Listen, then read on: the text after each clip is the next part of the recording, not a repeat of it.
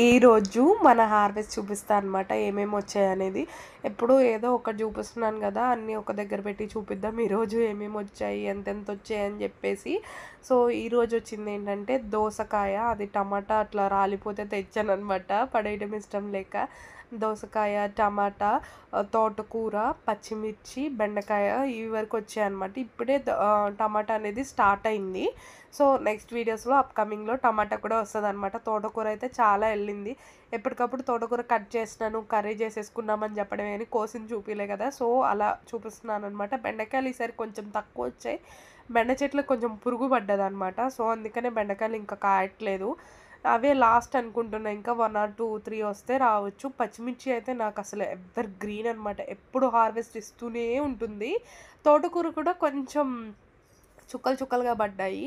పచ్చిమిర్చి చూసారా, మళ్ళీ పావు కేజీ వచ్చాయి. అసలు ఏ మందు వేయకుండా పచ్చిమిర్చి పెరగడం ఏంటో నాకు అసలు అర్థం అవ్వట్లేదు. సో నెక్స్ట్ ఇదేంటంటే క్యారెట్.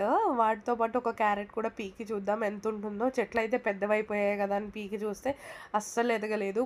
అంటే పొడుగైతే అయింది కానీ లావ్ అవ్వలేదు. దాన్ని కట్ చేసి నీట్గా తిని చూసాను కూడా, చాలా చేదుగా ఉందన్నమాట. అసలు ఎంత పెద్దగా ఎదిగిందో మొక్క అయితే. ఆల్మోస్ట్ వేసి 2 months అయిపోయింది, వచ్చేస్తుంది అనుకున్నా. బట్ ఏర్లు అవంతా ఉండి సన్నగా ఉంది, తినాతి కాలేదు.